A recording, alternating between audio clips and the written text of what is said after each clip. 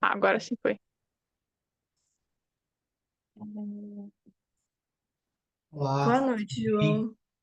Tudo bem, Gabriel Magadan? Como é que você tá? Tudo bem? Como é que vai? Tudo bem? Prazer. Ótimo. Gabriel, eu vou te pedir, só para a gente esperar um pouquinho o pessoal ir entrando. Normalmente a gente tem 30 alunos que a gente se reúne de forma periódica para estudar sobre propriedade intelectual. Veja aqui que a gente já tem 7 pessoas, então acho que a galera tá entrando. Ah, não deu nem 8 horas, né, gente? Tá tudo bem. É, Tranquilo. E Eu entrei um pouco eu antes disso. E eu preciso fazer um anúncio sobre a liga antes, então eu vou comer 10 minutinhos antes da sua apresentação, tudo bem? Tudo. Perfeito. Perfeito. Oi, Isis, tudo bem? Vou só colocar um minuto aqui no mute. Oi, Claro, pode usar esses 10 minutos iniciais para ir no banheiro, para organizar as coisas, tá tudo bem. Oi, Isis, tudo bem? Boa noite. boa noite. Estão me ouvindo agora, né? Tô, finalmente. Que bom, Deu certo. Tudo que certo agora. bom, finalmente a gente se encontrando. Sim. Isis, vou esperar o pessoal entrar. A Tá. gente marcou para as 8. E, enfim, a gente está recebendo também um convidado de fora para fazer uma palestra hoje para a gente. Então, você vai ter esse desafio de fazer entre 5 e 10 minutos, conversar com a gente. Não, tranquilo, eu consigo fazer rapidinho. Inclusive, prazer aí, viu, professor Gabriel? Meu nome é Isis, sou da Fundação Estudar, também quem já chegou. Mas quando você quiser que eu comece, viu, João? Só falar que Perfeito. eu só Eu VaptVupt. falo. É só esperar mais uma galera chegar, que eu acho bom, porque a gente tem muita gente que trabalha em escritório e com certeza vai estar interessado no Hum, evento. Então, quero legal, legal. muito que essas pessoas te ouçam, porque você tem coisas muito importantes para falar. Boa, boa. Tranquilo. Perfeito.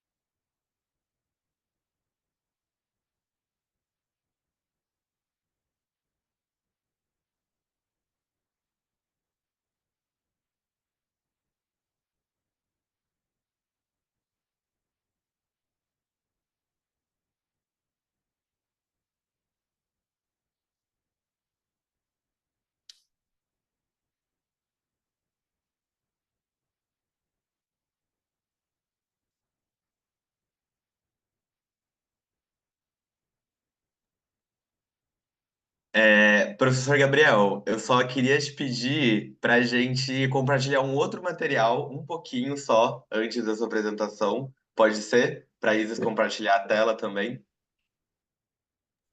Claro. Deixa eu parar. Pode compartilhar sim, Isis, fica tranquila, tá, Obrigada. tá habilitado para todo mundo.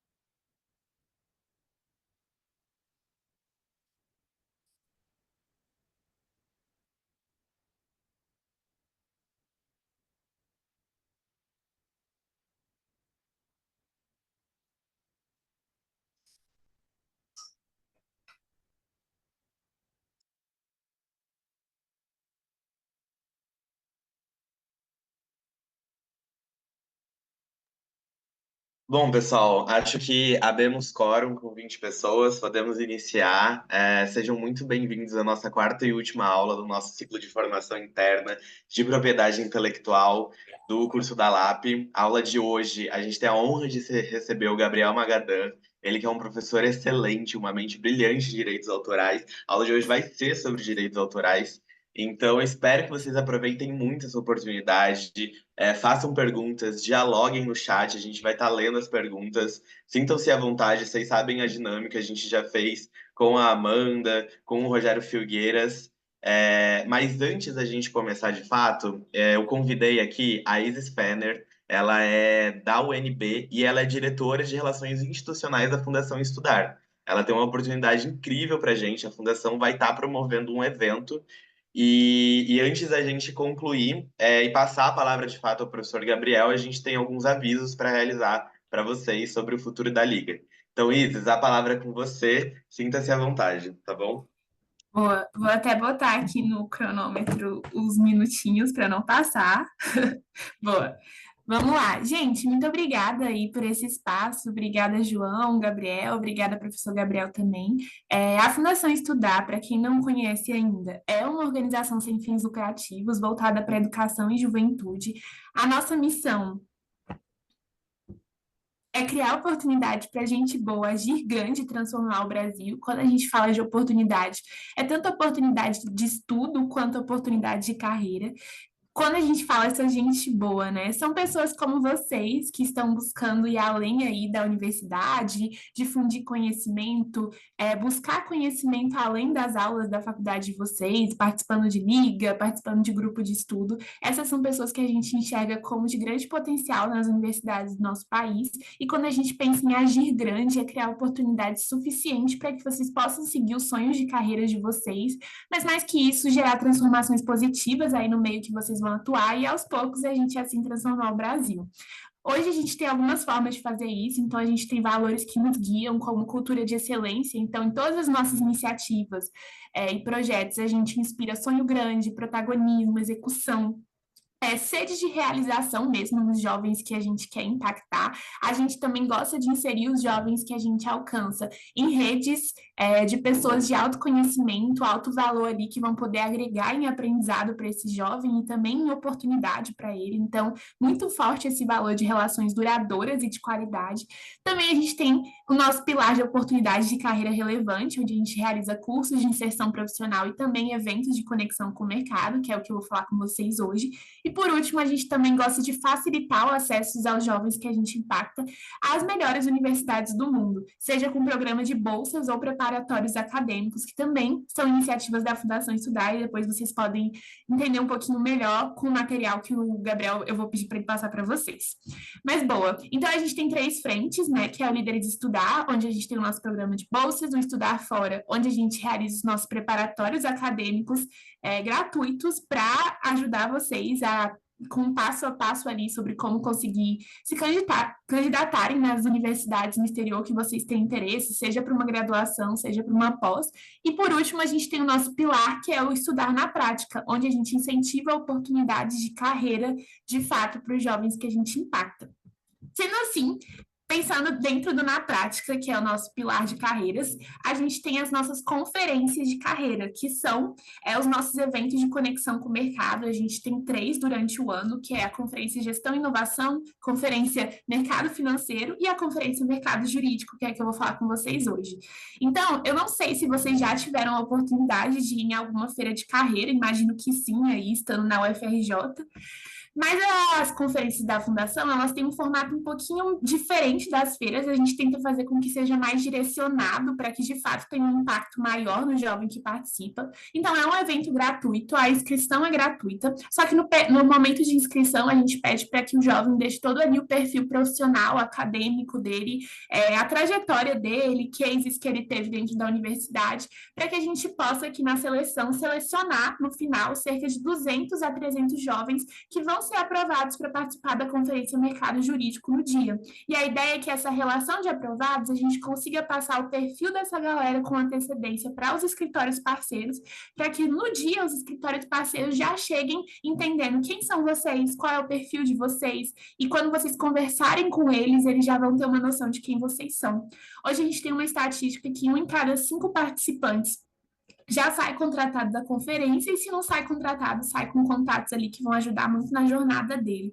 Então, a ideia é realmente ser mais direcionado. Deixa eu só ver quanto tempo que eu já estou. Boa.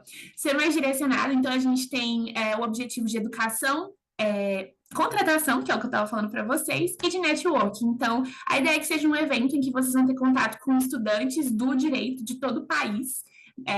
Além disso, também trazer muito forte um objetivo de agregar em aprendizado para vocês prático. Então, como é que funciona na prática? A gente tem a nossa sala de pitch, onde entre os aprovados a gente seleciona 30 pessoas que mais se destacaram no processo de inscrição da conferência para se apresentarem a partir de um pitch individual, uma apresentação individual para vários escritórios ao mesmo tempo.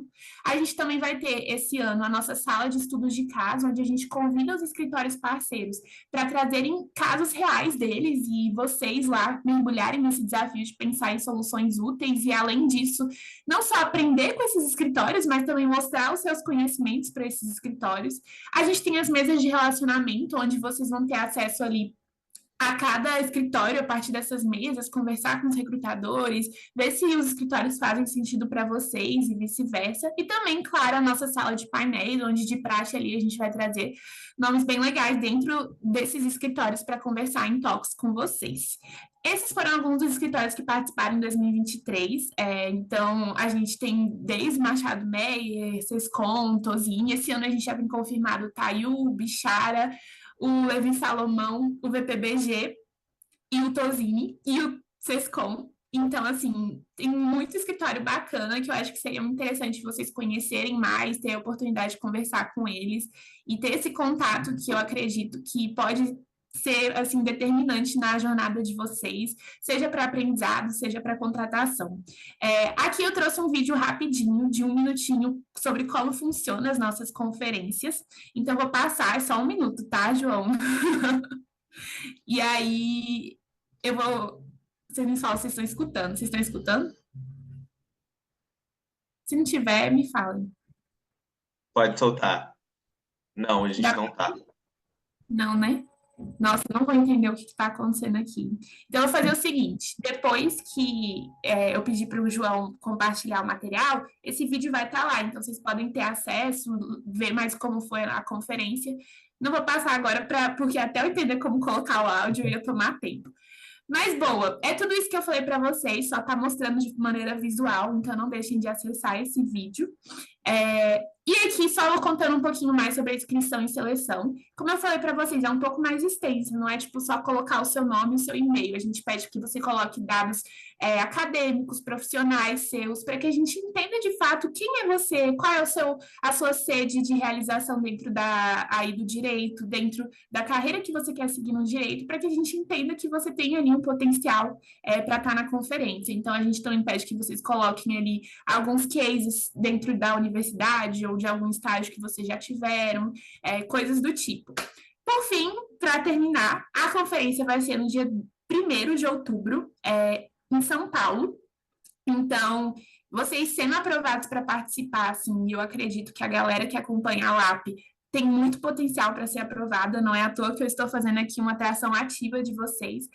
O evento é gratuito, então acho que vale muito a pena assim, fazer o esforço de vocês estarem lá, se unirem. Tem muita gente da UFRJ se inscrevendo, galera da LADES, que é a Liga Acadêmica de Direito Societário, está se inscrevendo numerosamente, a galera da LAPIC também, de processo civil, galera da UAC, de ciências criminais também. Então, assim, queria muito ver vocês lá, e aqui está o link de inscrição, então eu trouxe, bem na hora, eu trouxe o QR Code, então quem quiser pode escanear aí, e também eu trouxe o Bit.ly, que é bit.ly, /LAP UFRJ. Eu fiz um link específico para vocês que estão hoje no encontro, então é só de vocês, e por lá eu vou ver quem está se inscrevendo. E é isso, gente, as inscrições vão até dia 11 de agosto, então se inscrevam, já está acabando o prazo. E lembrem, como é uma inscrição mais extensa, vocês podem começar hoje e terminar amanhã, mas contanto que vocês terminem antes do prazo de inscrições. E é isso, gente. Muito obrigada. Qualquer dúvida, mandem para o Gabriel, que eu vou responder tudo. E espero vocês se inscrevendo. São vocês que a gente quer ter lá. Isis, perfeito, maravilha. Nossa, eu acho que eu jamais conseguiria falar com tanto brilhantismo e concisão em 10 minutos. E, gente, eu acho que é isso, assim, é uma oportunidade incrível. Quando a Isis me contatou, eu super queria trazer a proposta para vocês, porque ela me contatou através da Liga de Processo Civil, na qual eu também sou diretor, e eu falei, cara, eu acho que a LAP não pode ficar de fora dessa. Tem muitos alunos da LAP que hoje em dia só estão nesse espaço. E ela fala sobre cases, né? Sobre exemplos que vocês podem usar para analisar melhor o perfil de vocês. As atividades que a gente desenvolve na LAP, quem é mais veterano, quem já está desenvolvendo outras atividades, são os exemplos e os cases primordiais que vocês podem utilizar, assim. Então, eu acho que é uma oportunidade incrível, porque, primeiramente, vai reunir estudantes do país todo, vai reunir os grandes escritórios, vocês podem ser selecionados para fazer um pitch. Imagina os advogados e RHs com atenção todas voltadas para vocês. Então, assim, não perca a oportunidade, se inscrevam. Eu vou não só enviar o link do vídeo, eu vou baixar o vídeo e enviar para vocês conhecerem melhor. Vou mandar o material para vocês lerem com cuidado. E tanto o link também, a Isis vai me mandar o link de inscrição e vou deixar lá no nosso grupo bonitinho para vocês verem com calma assim que a aula do Gabriel Magadan terminar. Isis, muito, muito obrigado por você ter vindo hoje. Te agradeço mesmo de coração e espero te ver em São Paulo em outubro, daqui a 2 meses. Nossa, eu Eu e uma só galera quero da esse live. momento. Vai ser. Obrigada, viu, gente? Obrigada, professor Gabriel, e desejo aí um bom encontro para vocês, tá bom? Tchau, tchau. Tchau, tchau, Isis.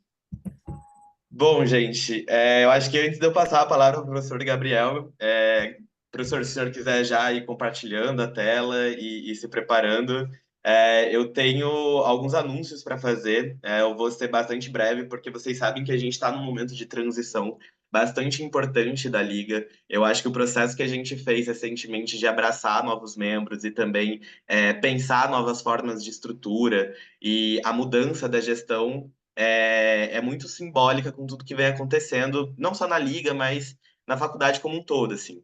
Então, vocês sabem que o cargo de vice-presidência estava em vacância, ele estava vago recentemente, e é com muito orgulho, eu acho que é com muita honra, assim, que eu anuncio que depois de uma reunião do nosso board de diretores, nosso conselho, a gente finalmente tem um nome para anunciar. Então, eu queria anunciar para vocês que a Bia Pareto agora é a nossa vice-presidenta. Ela está se alinhando junto comigo para tocar a LAP nesse segundo semestre. Então, espero que vocês recebam ela muito bem para esse cargo. Parabenizem ela depois lá no grupo, porque eu estou muito, muito feliz. A Bia é uma pessoa extraordinária. É a nossa diretora de marketing, vocês de marketing sabem muito bem disso. Ela é uma pessoa com muita agilidade, com muito dinamismo. É uma mente brilhante, assim, que eu fico muito feliz de estar ao lado dela.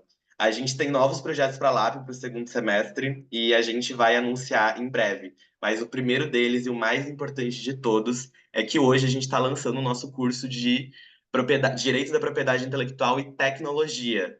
Ele já está disponível lá no nosso Instagram, as inscrições. Então vão lá, compartilhem com seus amigos, compartilhem nos grupos de turma, porque esse curso vai ser muito, muito bom.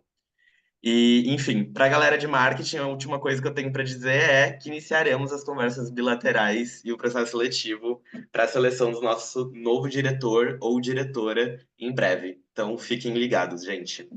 E sem mais delongas, professor Gabriel, muito obrigado pela paciência de ter aberto esse espaço só para a gente conversar um pouco sobre a oportunidade da Fundação Estudar. Aí me contatou e eu não queria deixar passar em branco mesmo.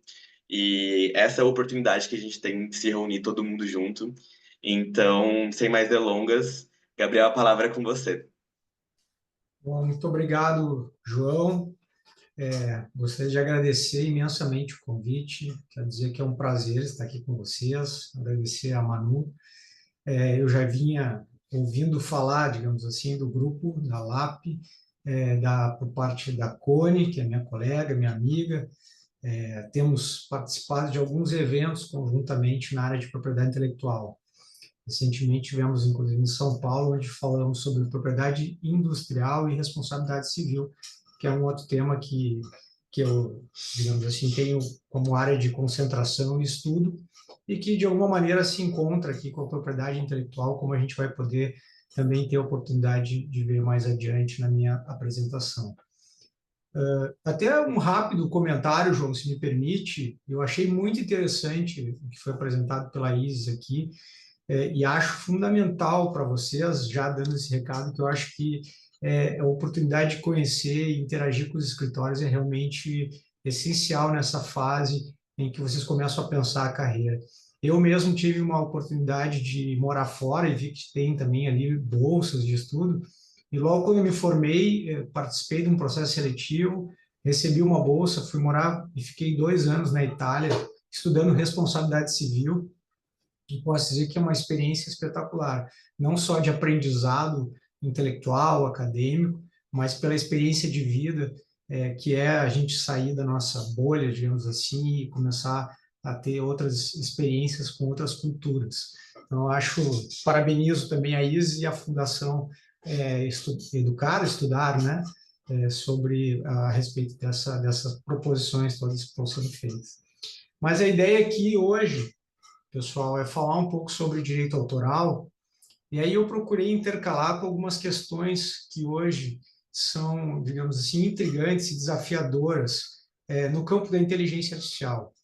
Digamos que a inteligência artificial, o advento da inteligência artificial, dessa nova tecnologia, ela traz realmente desafios à propriedade intelectual de um modo geral.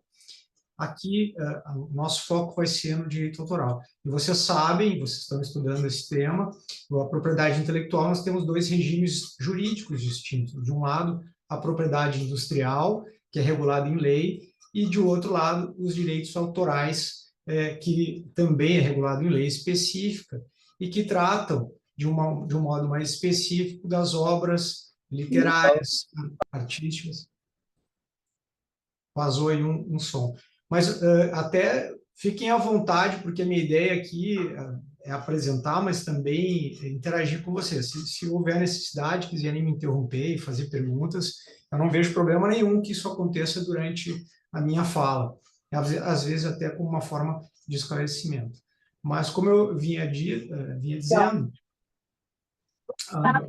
tem um som aberto da Lara, desculpe. Enfim, e então, como eu vinha dizendo, o direito autoral, ele trata mais especificamente das questões relacionadas à proteção de obras artísticas, de cunho artístico. Então, eu separei aqui, deixa eu seguir, a apresentação em 2 partes. Numa primeira parte, nós vamos falar sobre a proteção, propriamente dita, segundo o sujeito, o autor, segundo o objeto, que é o objeto de proteção, que é a obra, e depois, num segundo momento, tratar da parte da violação e dos danos, as hipóteses de violação dos direitos autorais e as reparações possíveis, tanto no campo do direito autoral e da responsabilidade civil, que também regula essa matéria, e nós vamos ver isso mais adiante. E eu trago alguns casos também de inteligência artificial, de discussões que envolve essa temática. Aqui, no primeiro momento, eu queria só trazer para vocês algumas situações que envolvem a inteligência artificial ou a tecnologia que dispõe de sistemas de inteligência artificial e que vai também nos abrir a possibilidade de pensar essa tecnologia a partir de situações que envolvem a proteção de obras, de um lado, e também a autoria, de outro. Esse caso aqui é um caso que envolve, que foi em 2018, que um grupo chamado Obvious, um grupo francês, um coletivo francês, ele desenvolveu uma ferramenta de inteligência artificial capaz de produzir, gerar conteúdo de artístico, né? Similar ao artístico, vamos dizer assim.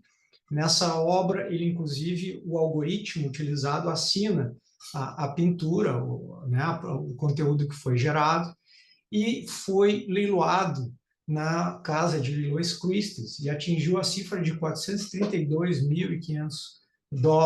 Então, vejam que isso foi um marco, digamos assim, já em 2018, do início do uso dessa tecnologia de inteligência artificial para a produção de material a exemplo do artístico, a exemplo do que é criado pelo ser humano.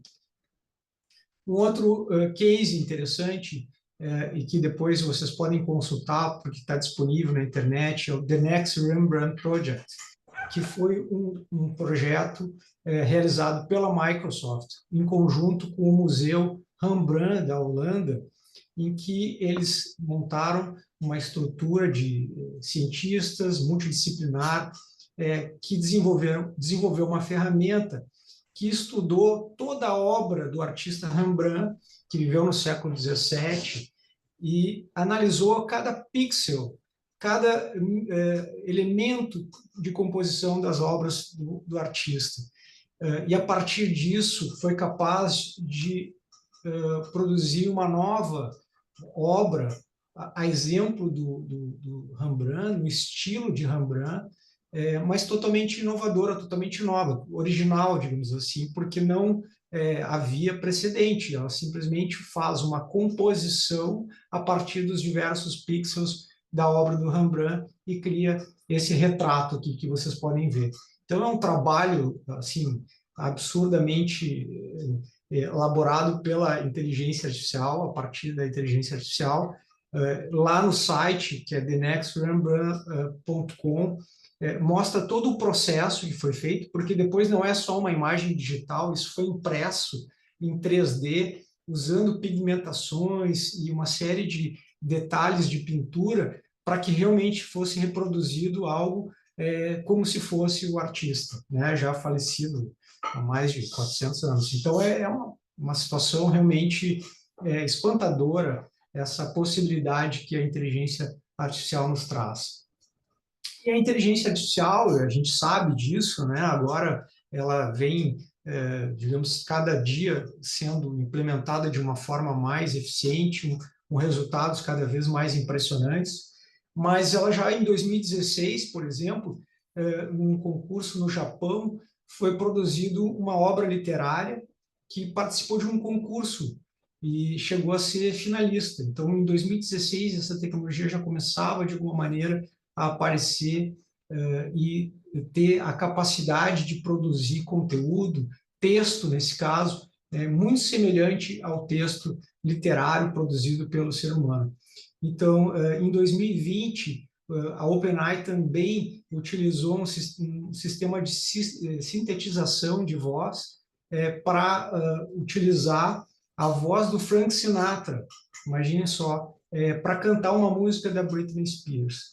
Então, foi possível produzir isso artificialmente, de forma sintética, a partir do registro das gravações da voz e dos sons de Frank Sinatra. Os algoritmos conseguiam produzir uma nova versão, ou como se o próprio artista, o cantor, tivesse realmente interpretado essa música.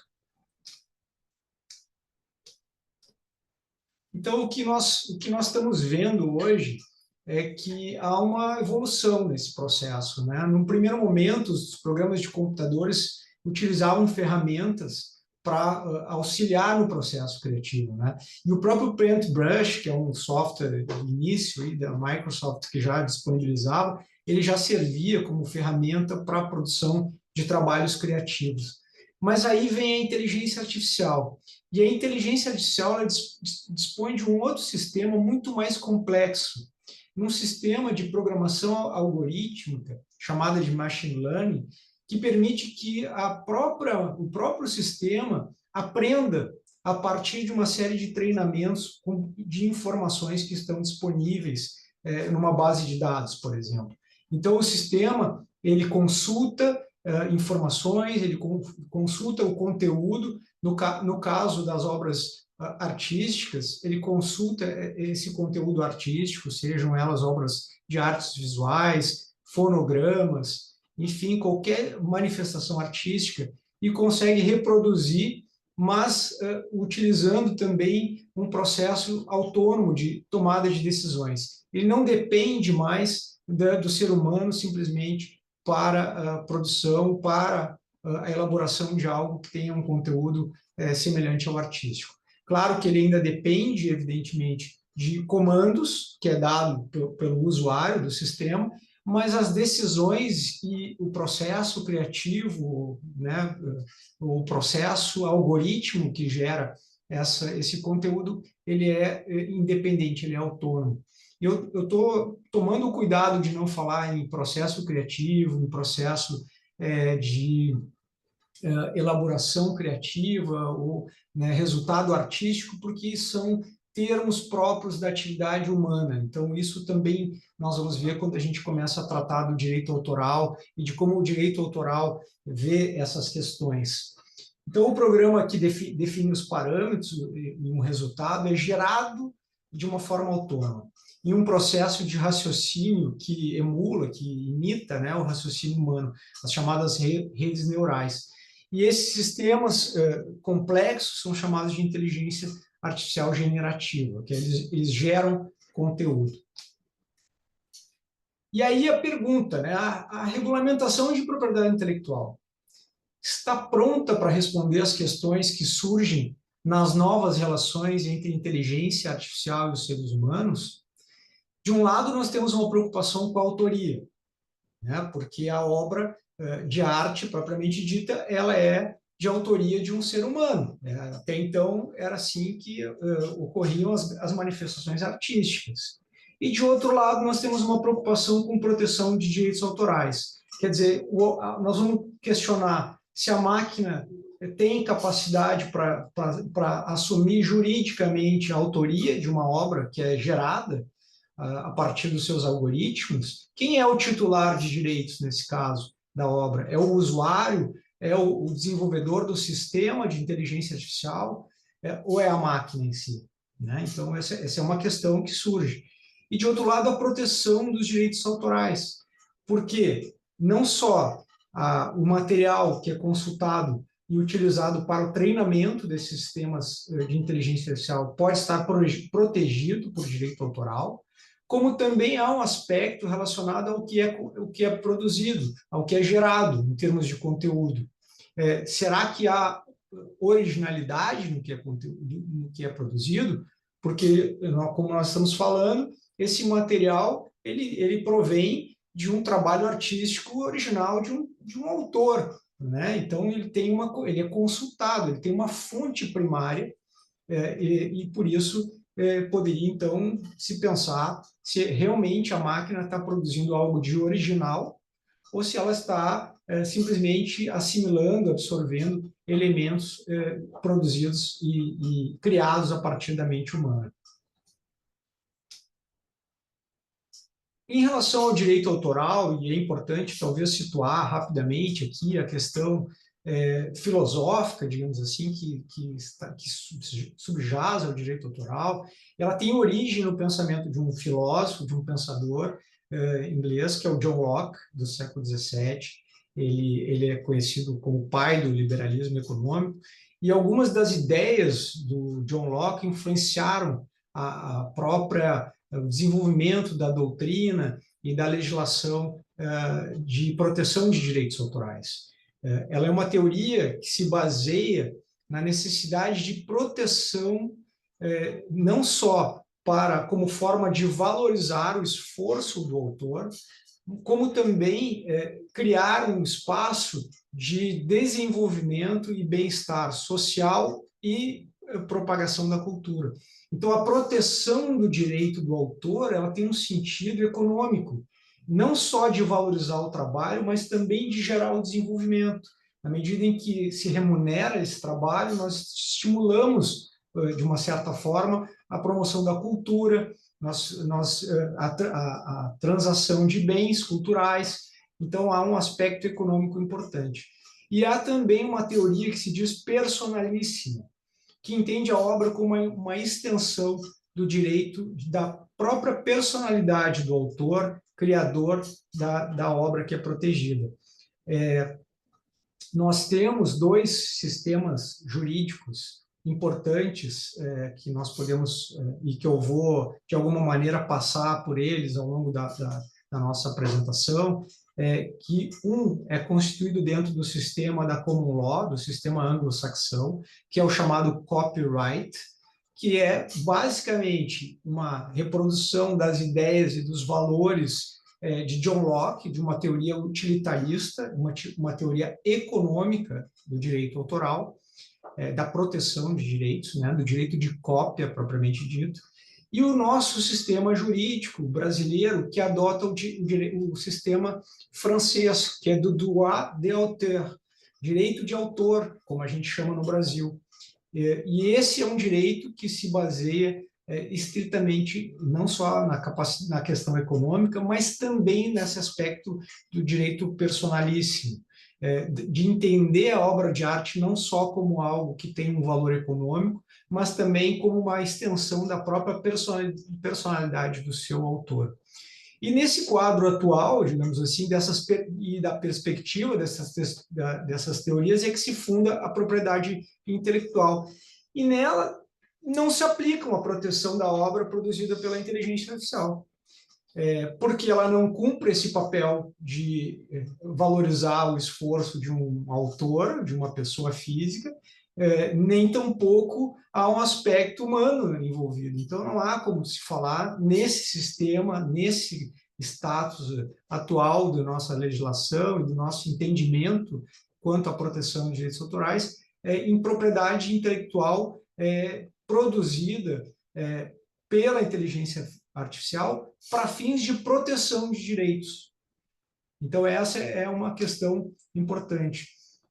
Em 2011, e esse aqui é um caso interessante, porque foi uma situação em que um escritório de registro nos Estados Unidos, United States Copyright Office, que seria uma espécie de INPI, mas para registro, né, um órgão para registro de obras autorais. Isso não existe no Brasil, nas obras artísticas, embora exista possibilidade de registro na Biblioteca Nacional, em alguns órgãos assim, não há uma necessidade de registro para fins de proteção. Mas nos Estados Unidos, sim, há o Copyright Office, e ele, quando se faz um pedido de registro, ele avalia se aquela obra tem e reúne os requisitos necessários para o registro e, portanto, para a proteção dos direitos relativos àquela obra admitida e levada a registro.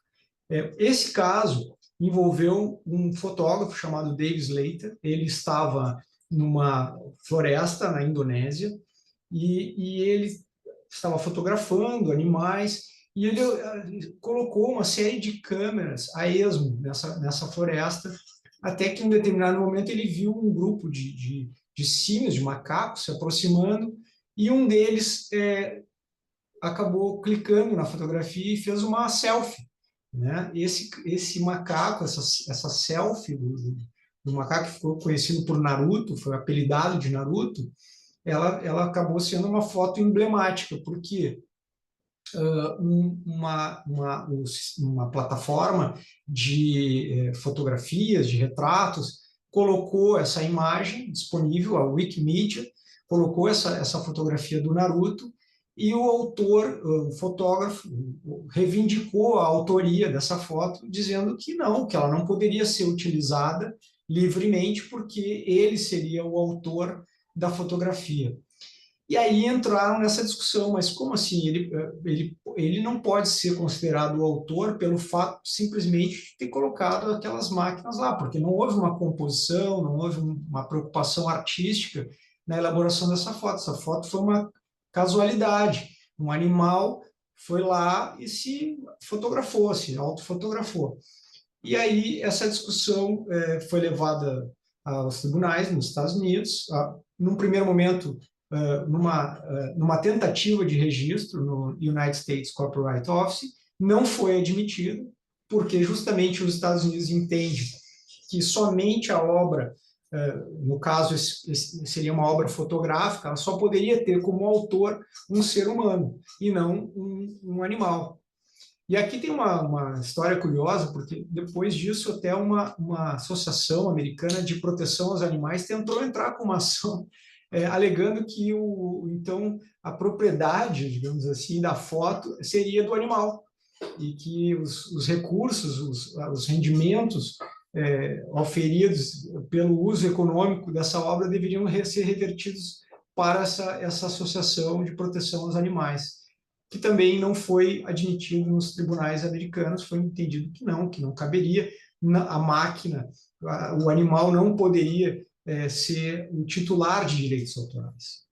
E aí eu estou tratando desse caso também para chegar na inteligência artificial, porque ele é um precedente nos Estados Unidos, que ainda prevalece, no sentido de que não humanos não podem ser titulares de direitos de proteção a obras, no caso de natureza fotográfica, né, segundo o entendimento da aplicação das regras do copyright.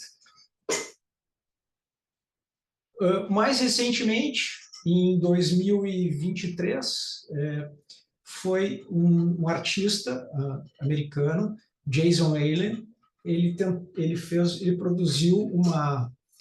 deu instruções para o Midjourney, que é uma ferramenta de inteligência artificial, vocês conhecem, que produz imagens a partir de uma série de comandos do usuário.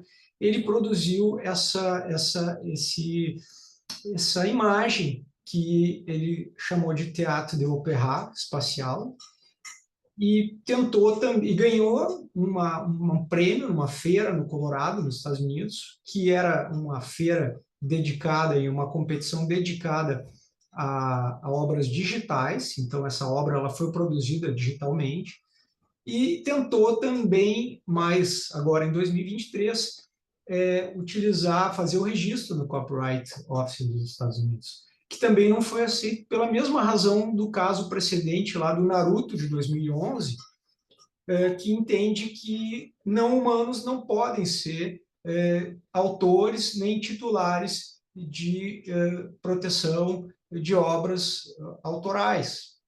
O Midjourney produziu uma imagem a partir de uma série de comandos que foram dados, de instruções que foram dadas por esse autor, e ele alegou que ele não foi só uma instrução, foram 624 instruções diferentes. Então, teria havido mais do que propriamente uma decisão autônoma do sistema para produzir e gerar esse conteúdo. Teria havido também a participação do artista que estava por trás, dando esses comandos, selecionando alguns elementos e tentando compor a partir, em conjunto com a ferramenta Midjourney. Ele tentou, inclusive, registrar como uma obra conjunta da ferramenta Midjourney com o trabalho de elaboração artística desempenhado por ele, e não foi admitido. Ele chegou a dizer, inclusive, que ele utilizou uma segunda ferramenta, que seria o Photoshop, que é mais conhecido já há muito tempo, para, inclusive, melhorar a qualidade dessa imagem. Vocês podem ver que há ali a imagem produzida pelo Midjourney e depois o trabalho que resultou dessa melhoria que ele tentou fazer para dar mais autenticidade, para dar mais, digamos assim, tornar mais clara a imagem, deixar mais,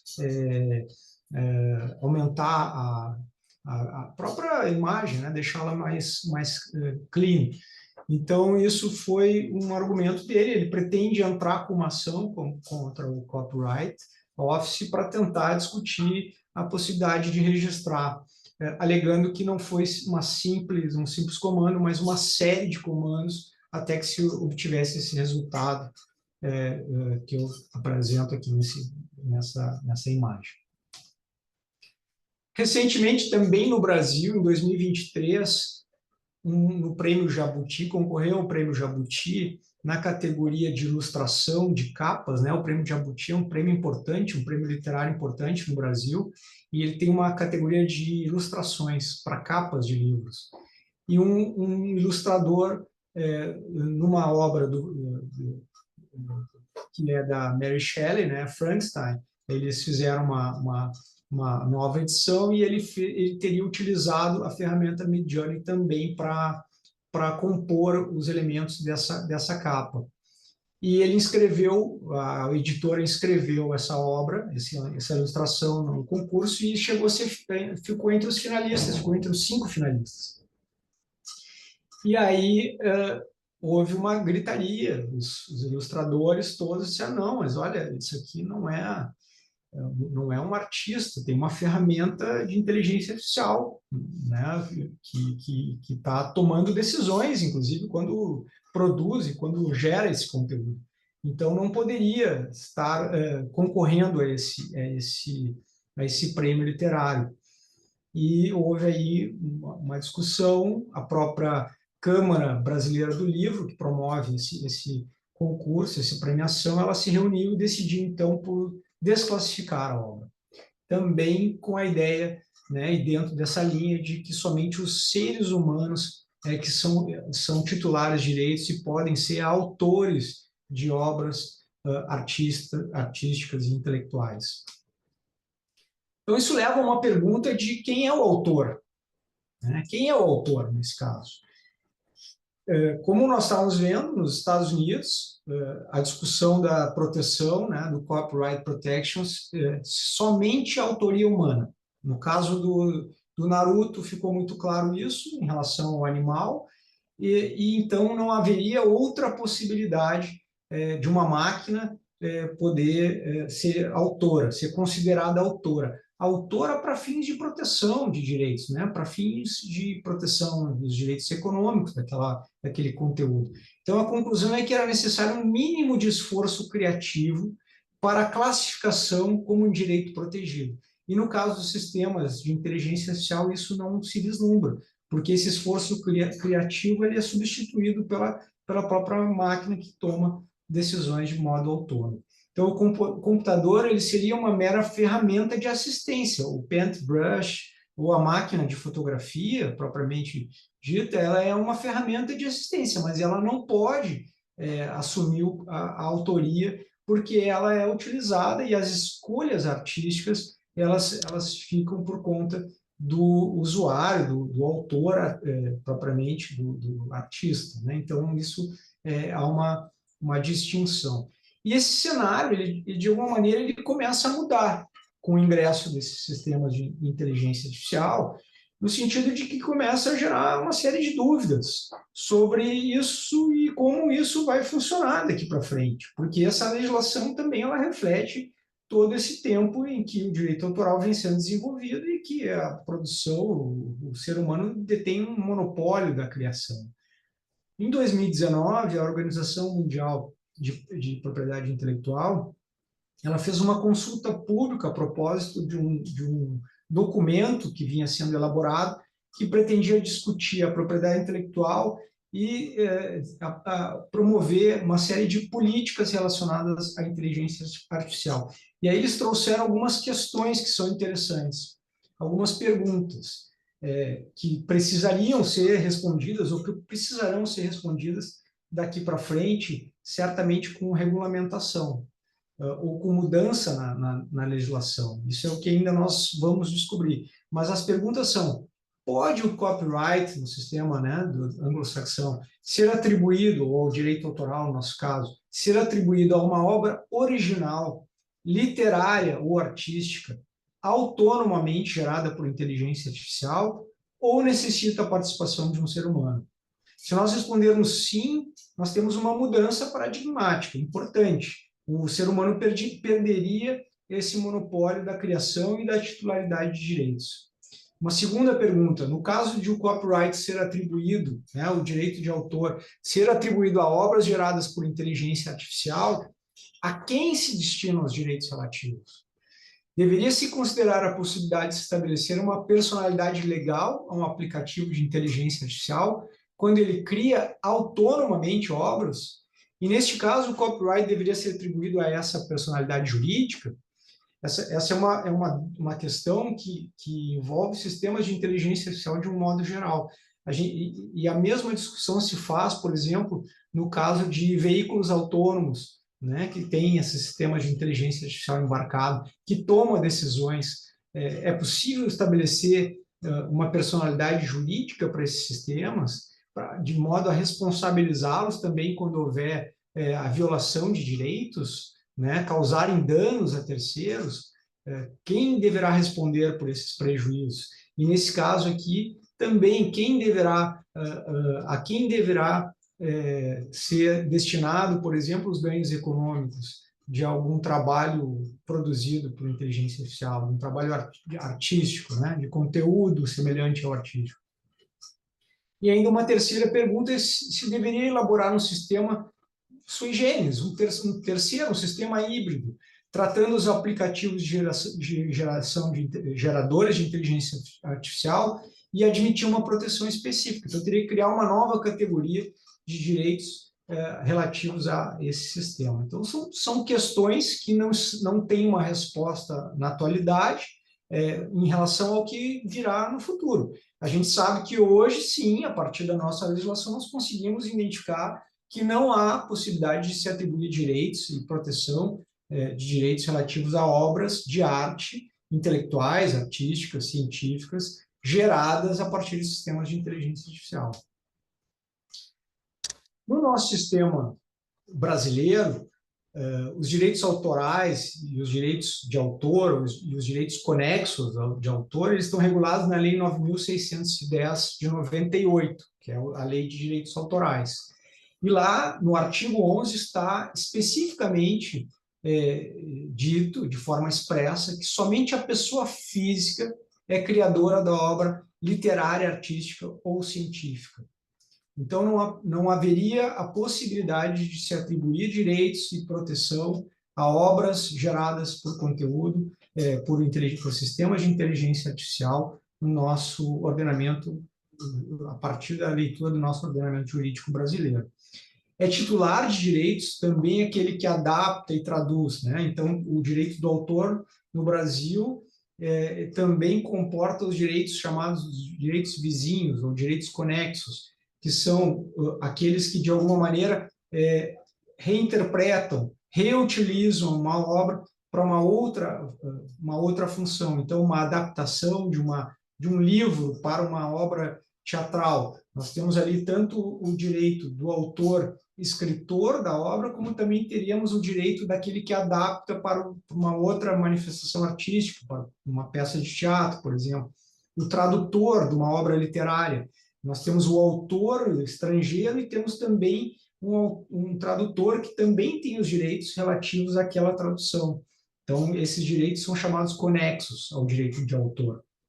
Aquele que arranja, orquestra, né? E a obra que cai em domínio público, sim, essa pode ser utilizada livremente, sem a possibilidade de violação de direitos de um autor, porque já esgotou o prazo de proteção que a lei atribui.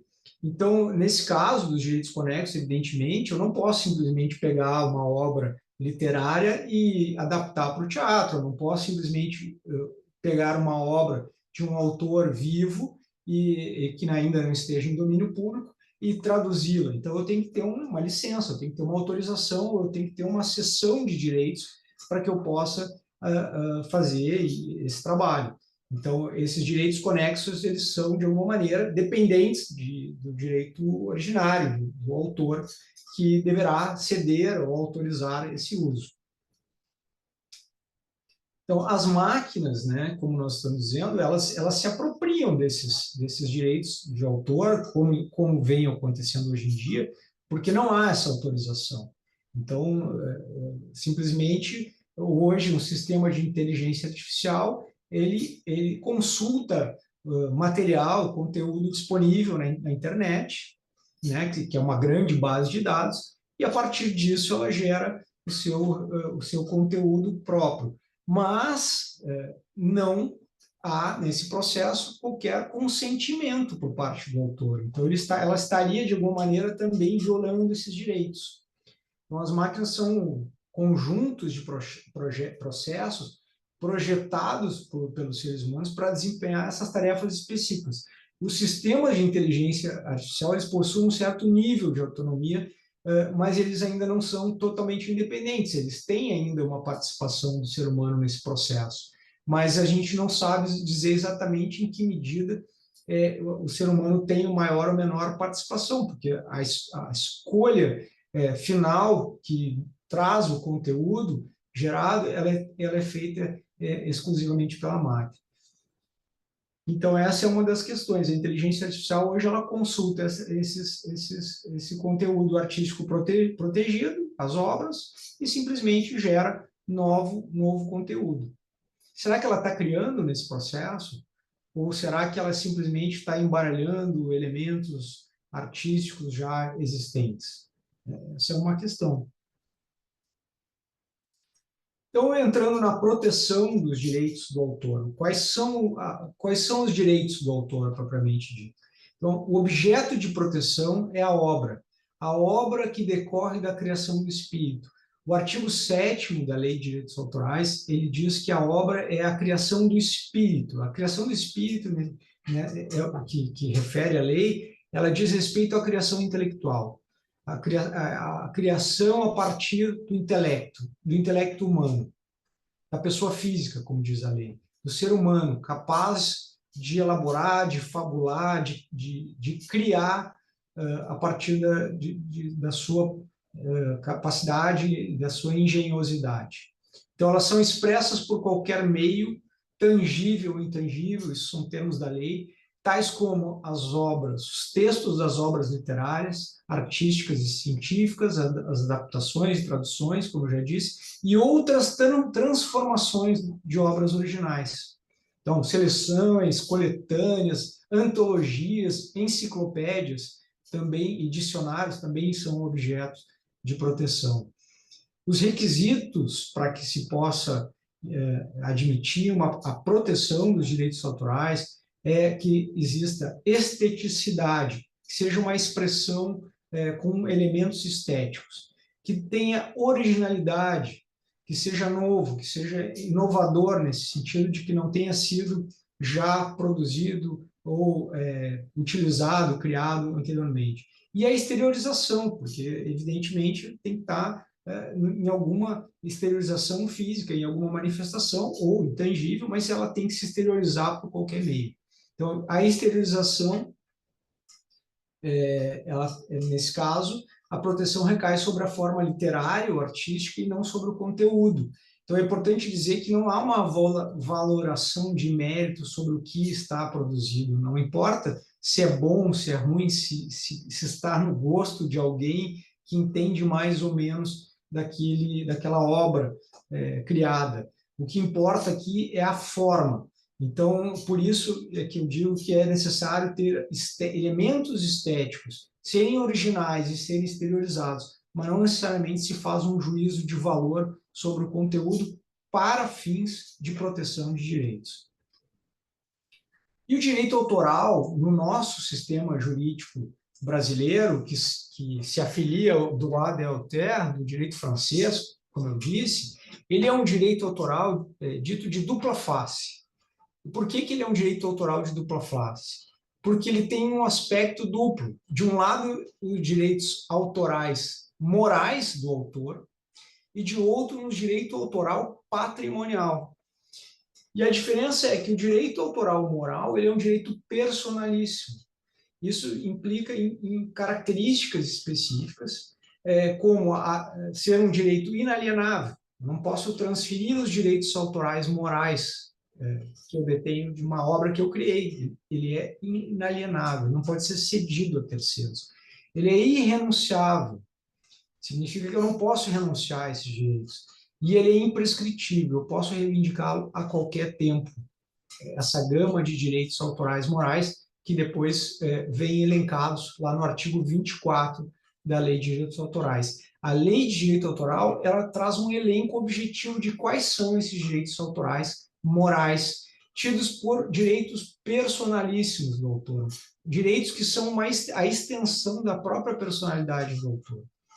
E, de outro lado, nós temos os direitos autorais patrimoniais, que são direitos autorais de cunho econômico, que permitem o usufruto, o gozo desses direitos para fins de obter uma renda, de obter um ganho econômico.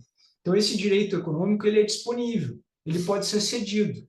Ele pode ser cedido de modo temporário, pode ser cedido de modo permanente. Então, o autor de um livro, quando ele escreve o livro, ele cede os direitos desse livro para uma editora para serem publicados.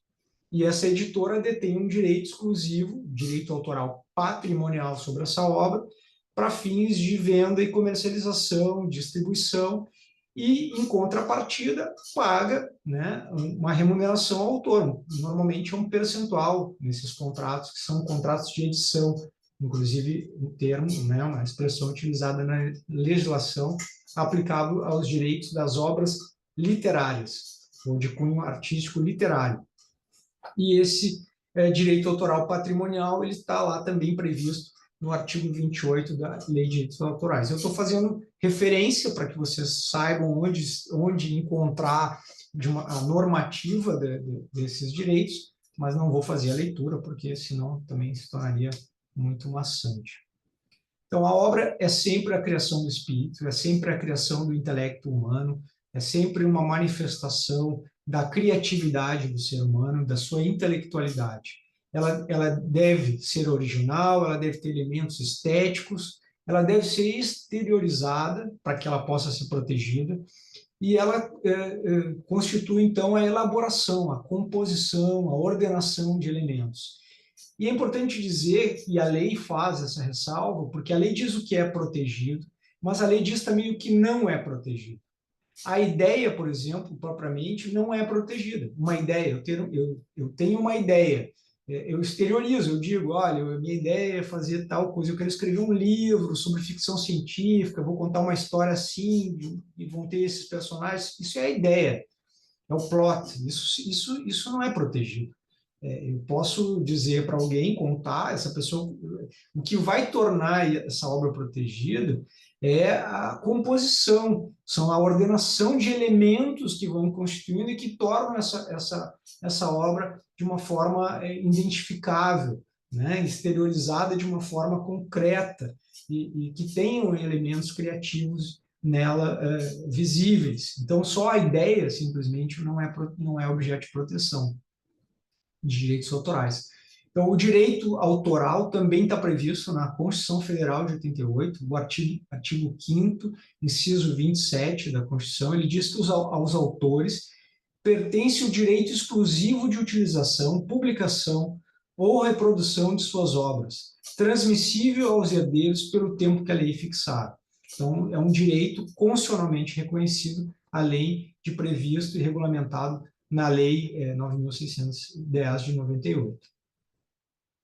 Os direitos autorais morais, eu estava dizendo que o direito autoral ele é um direito dúplice, ele é um direito híbrido, de um lado o direito autoral moral, de um outro o direito autoral patrimonial.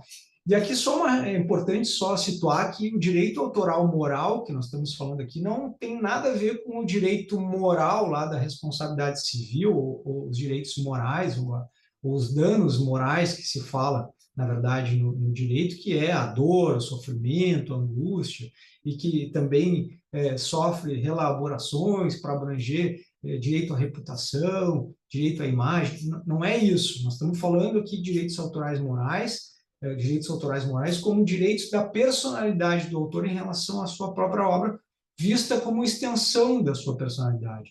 Então, o artigo 24 ao 27 da lei, ele trata especificamente desses direitos e elenca quais são esses direitos autorais morais, que são, basicamente, direito de reivindicar a autoria. A qualquer tempo, o autor pode reivindicar a autoria.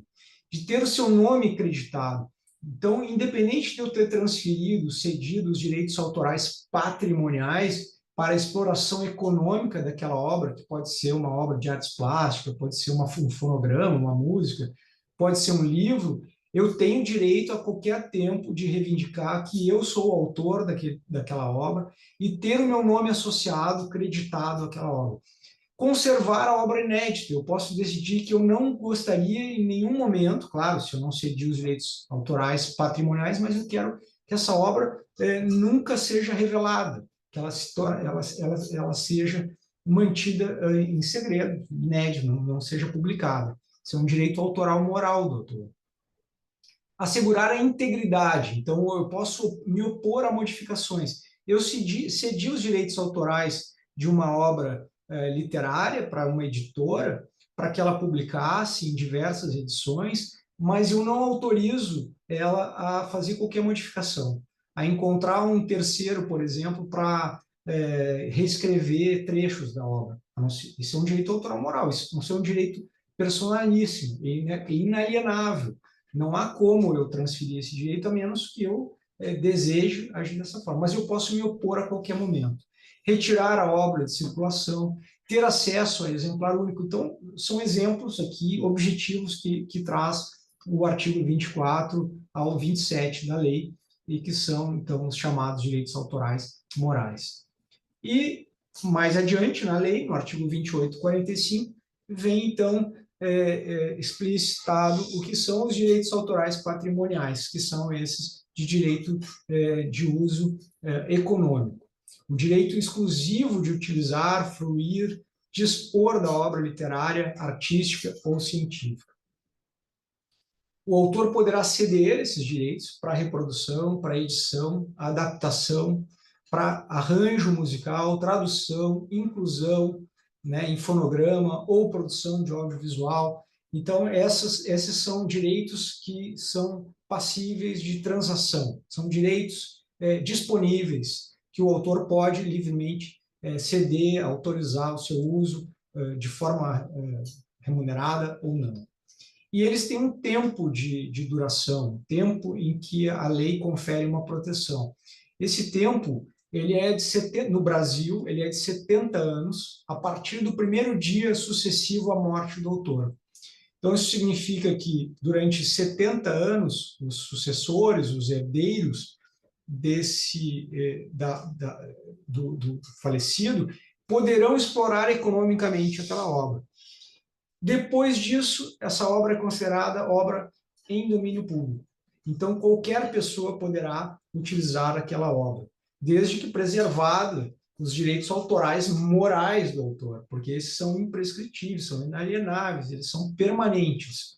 Então, associar, dar o crédito ao autor, enfim, eu posso, hoje, por exemplo, muitas obras literárias, eu uso muito os exemplos da obra literária porque eu acabei me debruçando muito sobre isso, mas nós estamos falando sobre obra literária, mas nós podemos falar sobre obra fotográfica, sobre obra de arte visual, sobre obra de audiovisual, né, o cinema, enfim, há todas essas possibilidades e estão lá previstas na legislação, inclusive em capítulos, né, e segmentados, dadas as peculiaridades de cada uma dessas obras. Mas depois disso, eu estava falando da obra literária, o que hoje se faz muito, né, quando uma obra cai em domínio público, não precisa mais pagar os royalties, não precisa mais pagar qualquer remuneração e podem ser utilizadas livremente. No caso de obras publicadas por autores estrangeiros, há necessidade de se fazer uma tradução. E aí, como eu disse antes, há um direito conexo ao do autor. Então, não há mais necessidade de pagamento de remuneração pela exploração econômica ao autor ou seus herdeiros, o autor já falecido, mas aos herdeiros que exploram durante um determinado período, mas eu tenho que contratar alguém que vai fazer um trabalho de tradução, e esse trabalho de tradução ele também tem um direito autoral associado. E ali eu tenho que remunerar, e também há regras incidentes, inclusive em relação aos direitos patrimoniais da tradução. Então, esse é um aspecto interessante. Mesmo obras de domínio público, não, claro, Machado de Assis, né, hoje qualquer editora no Brasil pode publicar, é uma obra que já está em domínio público. Então, não há nenhum problema na sua reprodução por editoras que acabam tendo, inclusive, um ganho direto de não ter que remunerar terceiros. E aí, voltando um pouco, né, a era da inteligência artificial, que eu estou chamando dessa forma, ela desafia essas proteções desses direitos autorais, porque ela cria, ela gera conteúdo de certa maneira muito semelhante ao que é produzido pelo ser humano, de um modo que pode-se dizer talvez original ou não, essa é uma discussão, e ela está criando essa série de dúvidas, de questionamentos em relação à proteção de direitos. O Roland Barthes, que é um sociólogo, um especialista em semiótica, né, dos anos 60, já falecido, mas ele tinha um texto nos anos 60, em 1968, ele escreveu um texto que o título é O Autor Está Morto, né? Uma pergunta, e tinha a ver, evidentemente, com o cenário da época, de uma época do romantismo, do estruturalismo, né? Vocês devem lembrar isso, desses movimentos artísticos, intelectuais e literários, né, dos anos 60, e ele questionou que naquele momento havia uma nova interpretação, uma nova forma de ver a produção literária, em que o papel do autor ele era relativo e que o leitor passava a ter uma posição mais relevante diante da obra. Ele construía interpretações, ele completava a obra. Então, não era importante o autor, uma vez que a obra existisse, o autor era deixado de lado, a sua vida, a sua biografia, ela pouco importava, porque cada um tinha uma forma e uma percepção em relação àquela obra. Eu trouxe essa lembrança do Roland Barthes porque, de alguma maneira, há um processo semelhante acontecendo, um processo de ruptura com a produção intelectual, no momento em que todas essas ferramentas de inteligência artificial são capazes de gerar um conteúdo muito semelhante ao criativo, de poder, inclusive, gerar textos, imagens, a exemplo do humano, e nós não temos ainda muito a dimensão de como essa transformação vai repercutir na nossa sociedade, nas nossas relações sociais. A gente já começa a experimentar isso, mas a gente vê que a velocidade da tecnologia ela vai superando qualquer expectativa que nós temos em relação ao que ela de fato produz. Cada dia mais potente e inclusive com capacidade de substituir o ser humano, não só na parte de produção artística, mas na vida em geral, nos empregos, né? Pode substituir advogados, pode substituir jornalistas, produzindo texto. Então, é realmente algo que se terá que pensar muito daqui para frente, em vários campos da sociedade. E a propriedade intelectual é uma delas, porque ela é uma das primeiras a ser afetadas na medida em que a inteligência artificial está sendo treinada com esse material artístico que é produzido pelo ser humano e que é protegido também pelos seus fins econômicos, também pela preocupação em remunerar quem de fato produz e que vive desse trabalho intelectual. E, claro, sem falar das questões desses direitos personalíssimos, que aí é uma peculiaridade do nosso sistema jurídico, que vê a obra intelectual também como algo que se coloca como extensão da personalidade, né? E isso seria inadmissível. A inteligência artificial não tem uma personalidade jurídica, muito menos humana, né? Talvez lá, quando atingir a tal da singularidade, se é que vai em algum momento atingir, talvez existam outras inteligências aí conscientes, né? Inteligências sintéticas conscientes. Será que isso é possível? Não sei, né? Talvez em milhares de anos, que é o tempo que levou, centenas de milhares de anos, que é o tempo que levou para a própria evolução da espécie humana. Mas a inteligência artificial, ela vai num passo que a gente não tem como dimensionar, né? Esse caso eu vinha falando aqui por exemplo, do autor e das obras literárias. Eu fiz uma brincadeira porque eu utilizei o ChatGPT para pedir que ele escrevesse um texto ao estilo de um autor, que é o João Guimarães Rosa, autor do Grande Sertão Veredas, e aqui uma frase, por exemplo, do estilo literário e exemplo do estilo literário do João Guimarães Rosa. Ele diz: alvejei mira em árvore, no quintal, no baixo do córrego, né? Então ele tinha uma escrita, um estilo bastante peculiar, bastante rebuscado, de certa forma. E aí eu pedi: escreva um parágrafo a partir da frase: hoje as coisas não estão como eu imaginei. Eu inventei uma frase. No estilo do escritor brasileiro Guimarães Rosa. É possível? E ele responde: hoje as coisas não estão bem, não estão, não, senhor. O meu pensamento foi lá longe. na correnteza dos rios da imaginação, mas o presente se mostra traiçoeiro e inesperado. Eu fico aqui perdido em mim mesmo, tentando encontrar os caminhos que me levam à felicidade que sonhei. Mas parece que as veredas se escondem, se confundem e se desfazem diante de mim. Talvez eu precise olhar para o mundo com outros olhos, ver a beleza da vida nas pequenas coisas, nos detalhes que a rotina esconde. Poxa, é impressionante, isso aqui é poético e foi produzido pela inteligência artificial, é o ChatGPT. E isso aqui já faz um tempo, não foi nem essa versão atual. Então, tem uma capacidade de assimilar aquele estilo literário e produzir algo muito semelhante, né? Claro que eu não sei a capacidade dele de depois gerar uma obra inteira, assim, que tenha mas há uma estrutura, há uma coerência e há uma similaridade a esse estilo do autor que eu pedi que fizesse, né? Que imitasse.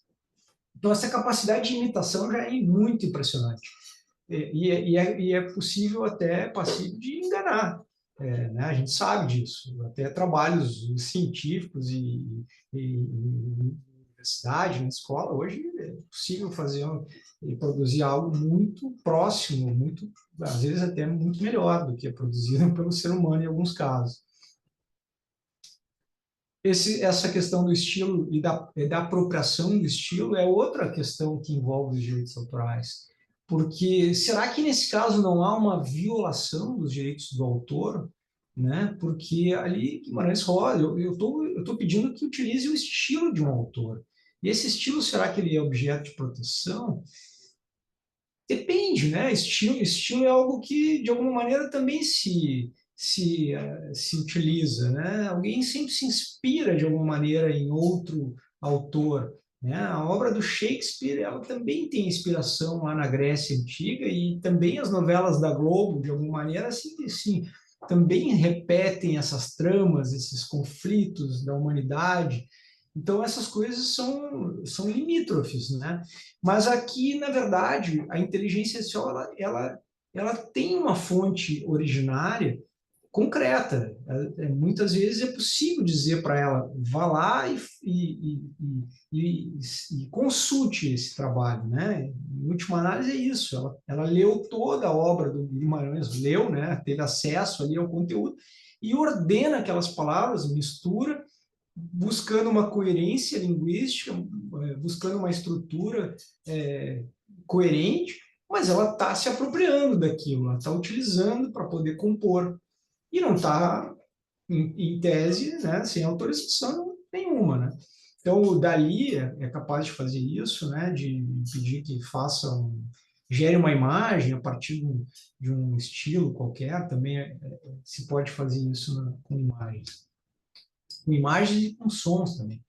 Nos Estados Unidos já começam a ter ações judiciais promovidas por artistas, isso é algo que nos Estados Unidos já começou. No Brasil ainda não tem nenhum caso conhecido, ainda não desconheço se tem, ficaria muito interessado em saber, mas ainda não vi nada nesse sentido. Mas já há vários artistas nos Estados Unidos se reunindo e se mobilizando para entrar com ações contra as empresas que desenvolvem esses sistemas de inteligência artificial, alegadamente pelo fato de utilizarem o seu conteúdo, né, suas obras produzidas, suas obras artísticas, sem consentimento desses autores.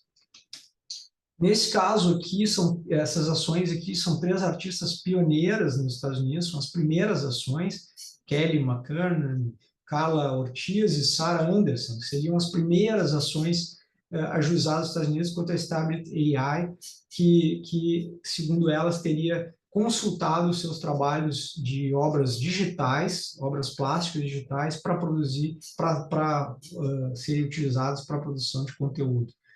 Elas utilizaram uma ferramenta que está disponível na internet, que é Have I Been Trained, quer dizer, o artista pode colocar o seu nome lá e ele informa se a obra foi consultada e utilizada para treinamento desses sistemas. Então, a partir dessa ferramenta, elas identificaram que a Stability AI tinha utilizado o trabalho delas para treinamento do sistema. Eu vou correr um pouquinho, porque eu não sei como é que eu estou de tempo aqui, não sei, também era 1 hora, já estou mais ou menos 1 hora, mas posso ir um pouco mais, né? Vocês não se importam. Então, podemos seguir nesse ritmo, né? Tá tranquilo, Gabriel. Fica à vontade. Tá, aí qualquer coisa vocês me interrompam, mas só para a gente poder concluir.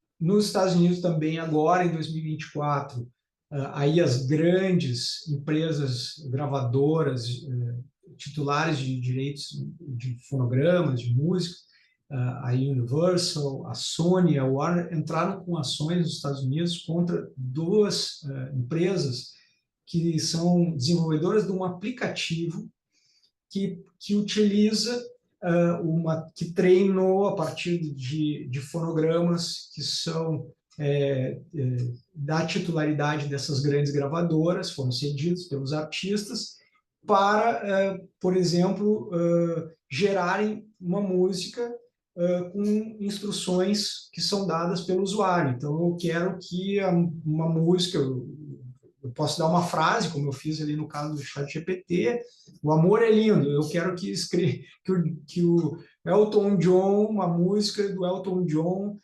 baseado na minha frase, e ela compõe a letra, a música, e é capaz de utilizar, sintetizar a voz do Elton John. Então é uma coisa, né, maluca, e esse caso, essas empresas começam também a se movimentar. É interessante porque nós estávamos falando ali de artistas underground, não tão conhecidas, né, do mainstream, e daqui a pouco começa a surgir esse tipo de situação e de conflito envolvendo grandes corporações.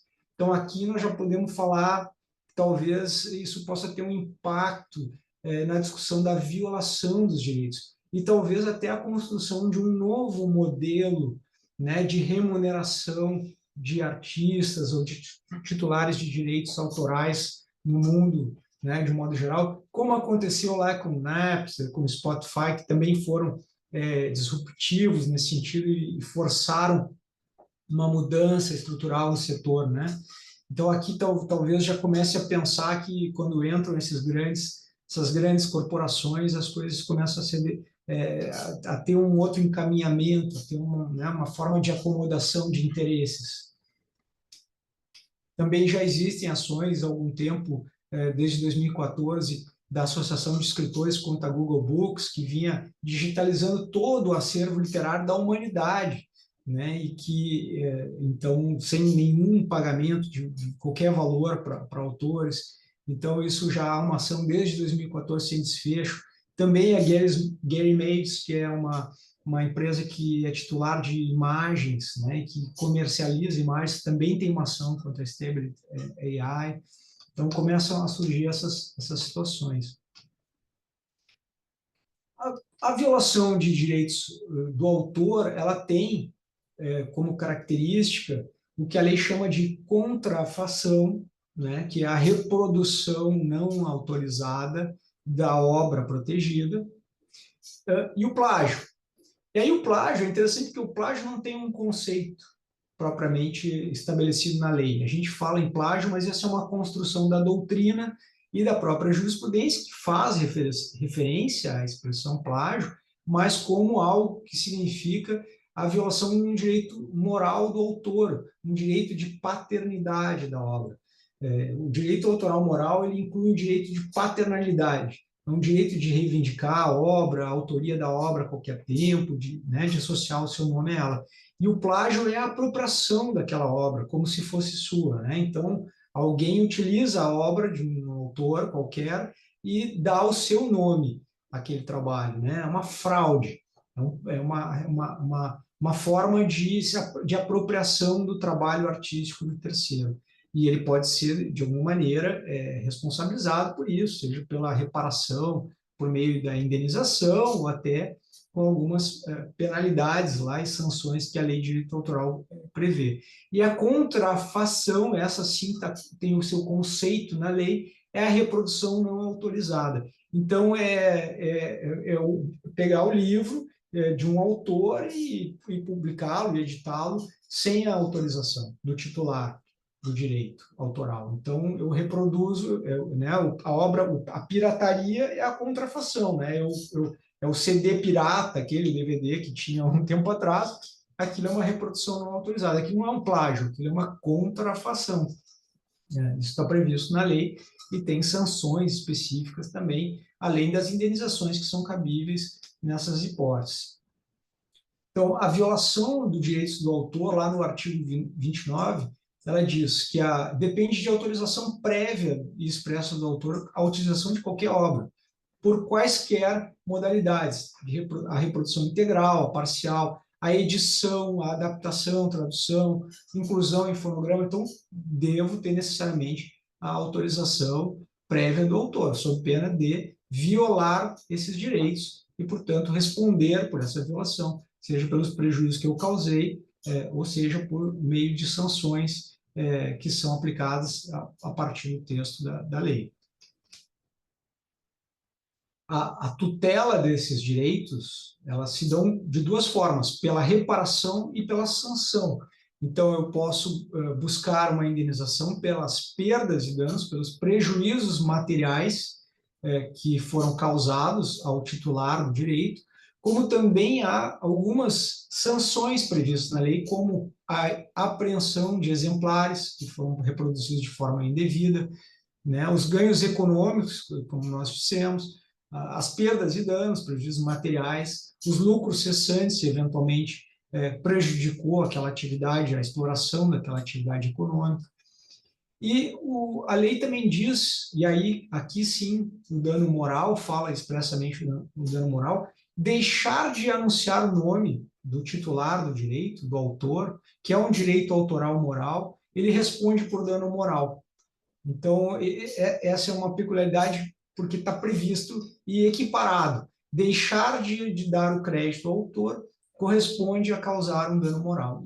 E aí, dependendo das circunstâncias, um juiz vai apreciar e vai fixar um valor a título de dano moral, porque não há critérios objetivos, mas há uma série de critérios estabelecidos na jurisprudência, o critério punitivo pedagógico, enfim, são formas de coibir de uma forma que não se repitam essas situações. Então, pode ir lá atribuir um valor a título de dano moral nessa hipótese de violação de direitos.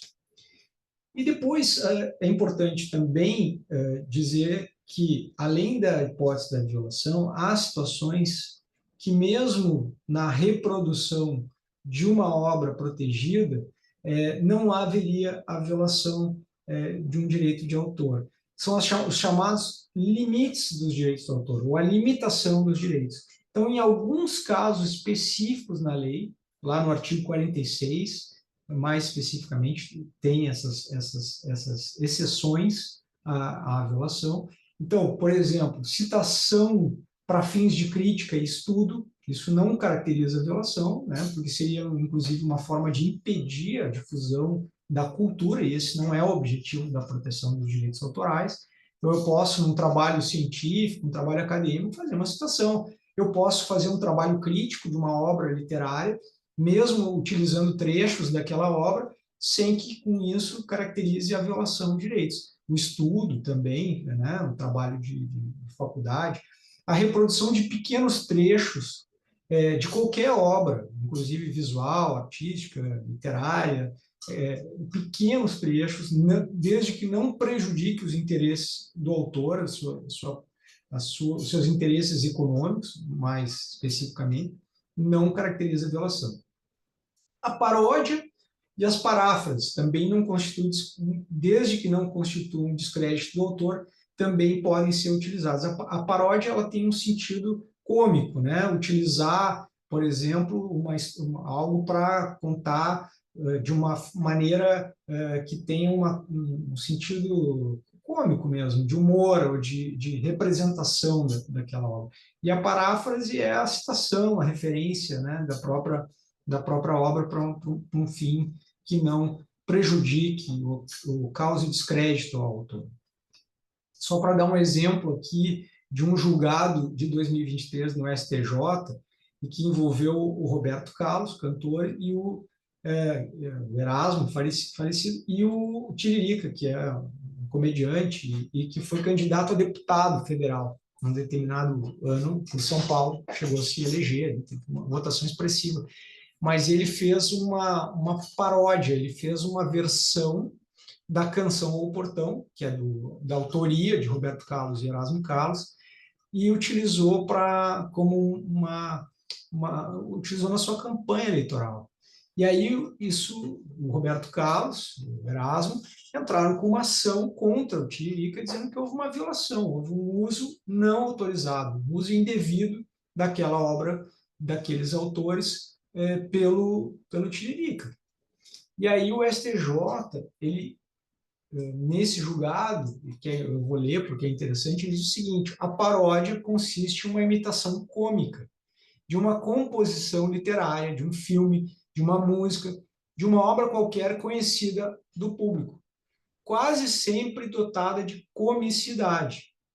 A paródia utiliza-se do deboche e ou da ironia para entreter, para promover a crítica ou a reflexão sobre a obra original, ou qualquer outro tema. Retrata a interpretação nova da obra já existente ou sua adaptação a um novo contexto, com versão diferente, debochada, satírica. A ironia e a crítica são, de fato, a essência da paródia.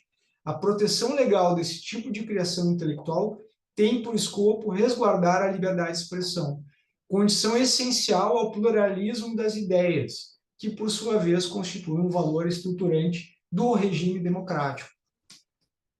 Então, ele entendeu, essa decisão do STJ foi nesse sentido de que não há violação de direito autoral pelo uso, pela forma como foi utilizada aquela obra, aquela canção do Roberto Carlos do Erasmo. Então, não se considerou uma violação, não houve nenhum tipo de condenação ou reparação a ser feita aos autores, porque está nessa exceção da lei, que a paródia, quando utilizada para fins de comicidade, de deboche ou de crítica, ela não tem não caracteriza a violação de direitos. Eu vou pular um pouco, porque tem uma parte extensa, mas falando sempre dessas exceções. Uma delas é a arte transformativa, transformative art, que nos Estados Unidos faz parte também das possibilidades de exceção da proteção dos direitos. No caso, nos Estados Unidos, se utiliza a expressão que é o fair use, que é muito semelhante ao nosso, nesse sentido de que são exceções para fins de estudo, para fins de paródia, para fins de crítica, que não caracterizam a violação de direitos. Então, esse caso, nos Estados Unidos, não há nenhuma hipótese de violação também. No caso, nem vou entrar nessas hipóteses aqui, mas são casos muito interessantes, depois eu posso disponibilizar para vocês, ou até voltar com esse do Prince aqui, é muito interessante, vocês podem procurar, porque é recente, ele inclusive traz aí uma grande dúvida nos Estados Unidos sobre os precedentes que envolvem essa matéria do fair use, né, que nos Estados Unidos são as exceções, e abre uma discussão, porque nesse caso aqui, mencionando rapidamente, houve uma reutilização de um trabalho artístico, que é uma fotografia do Prince dos anos 80, que foi utilizada numa publicação, numa revista, e que tinha sido alterada pelo Andy Warhol, aquele artista pop tal, que usava essas cores, mudava. E aí, nesse caso específico, a fotógrafa daquela imagem, ela disse que ela autorizou na época o uso da fotografia para a transformação pelo Andy Warhol com o objetivo de uma publicação. E agora, essa mesma revista, a editora dessa revista, resolve fazer um livro comemorativo e utiliza uma dessas fotos que foram produzidas pelo Andy Warhol, dizendo que, utilizando sem consentimento dessa fotógrafa. E seria uma hipótese de uma arte transformativa, seria uma hipótese de fair use, porque não teria uso comercial. E aí ela discutiu isso e ganhou na Suprema Corte Americana agora o direito de receber royalties pelo uso não autorizado. E aí abre essa discussão sobre a possibilidade de uso de obras para criação de obras derivadas sem o consentimento do autor. No Brasil, sempre uma obra derivada tem que ter o consentimento do autor. Se eu utilizar a fotografia do Sebastião Salgado, pintá-la de vermelho ou amarelo, se ela não for, não tirar ela do contexto artístico, eu tenho que ter a autorização. Se eu colocar ela no contexto artístico, é uma situação, mas se eu vou utilizar para algo, para a capa de um livro meu, por exemplo, eu vou ter que ter a autorização dele. Mas no caso do direito norte-americano, o fair use, ele, desde que não tenha uso comercial, ele pode ser alterado, desde que tenha criado algo novo. Então essa é uma discussão interessante e ela de alguma maneira vai abarcar a inteligência artificial nessa discussão, porque a defesa desses sistemas de inteligência, das empresas desenvolvedoras de sistemas de inteligência artificial, nessas primeiras ações que estão acontecendo nos Estados Unidos, é nesse sentido de que é transformação, de que é obra nova, de que ainda que tenha sido treinado a partir de elementos artísticos de autores e obras protegidas, está criando algo novo, e que isso se enquadraria nas hipóteses de exceção que no sistema norte-americano estão dentro do chamado fair use. Então, essa abre um caminho aí para a discussão, inclusive, na inteligência artificial. Eu vou me encaminhando também para o final aqui, e aí abro também se vocês quiserem fazer algumas perguntas, porque, e é só para, vou colocar aqui um videozinho rápido que é interessante, que é para mostrar como também há o outro lado das influências, né, de como as coisas funcionam no campo artístico, e de que maneira se consegue propriamente separar aquilo que é inspiração, influência, e o que é realmente violação de direitos, que seria o uso não autorizado.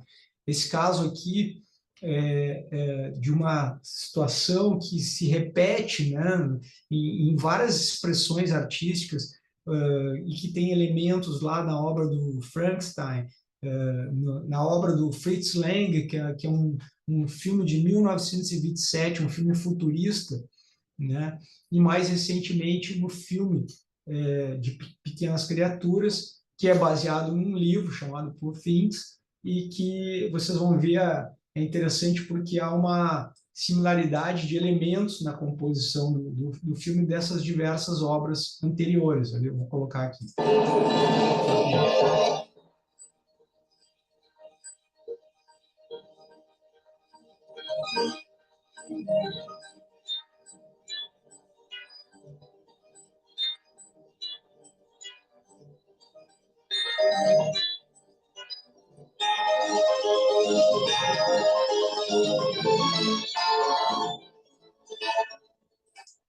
Então, esse aqui é só um exemplo para mostrar, porque na parte de cima era o filme do Fritz Lang, de 1927, na parte de baixo o filme Pequenas Criaturas, de 2023, e dá para ver vários frames, várias cenas que são muito semelhantes. Claro que a obra ali do Metrópolis já está em domínio público e, portanto, não haveria violação de direitos, mas há essa dúvida, digamos que não fosse, ainda fosse protegida, é violação de direitos, é influência, é uma homenagem que se faz, é uma paródia. Então, existem essas nuances assim em relação ao direito autoral e que são interessantes e que têm que ser debatidas, porque não há, às vezes, as respostas concretas e prontas, como a gente sabe, que não existem no direito. Então, no aspecto da criatividade, essa é uma questão interessante. O que se debate é que a inteligência artificial ela é uma ferramenta e ela é desenvolvida por grandes empresas, grandes corporações que se utilizam economicamente desse material e que hoje estão simplesmente se apropriando daquilo que é conteúdo cultural, artístico, mas também dos nossos dados, né? Recentemente, a Meta foi proibida no Brasil porque estava colhendo informações nossas no WhatsApp, no Facebook, sem o nosso consentimento.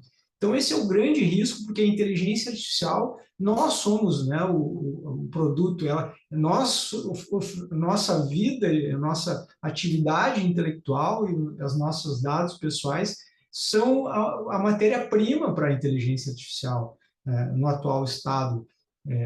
Pode chegar um momento que a inteligência artificial comece a se treinar, né? Que eles vão produzir dados sintéticos. E aí, não sei, nós corremos o risco de sermos descartados.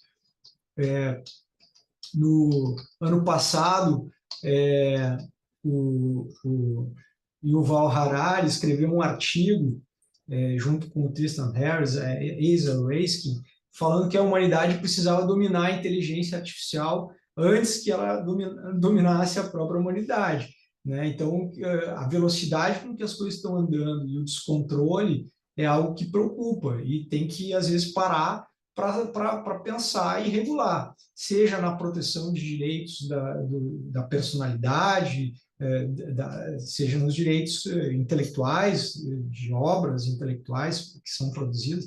Então, há que se fazer aí uma grande reflexão sobre isso. Já começam algumas, o Artificial Intelligence Act na Europa, que entra em vigor no ano que vem, que começa a estabelecer uma série de regras, a preocupação, por exemplo, em dar informação de como o material é utilizado, né, no caso dos direitos autorais. Há uma série de categorizações em relação aos dados que são utilizados, que são mais sensíveis, aquilo que a inteligência artificial pode ou não pode fazer, que deve ser informado quando é consultado e utilizado algum material para treinamento.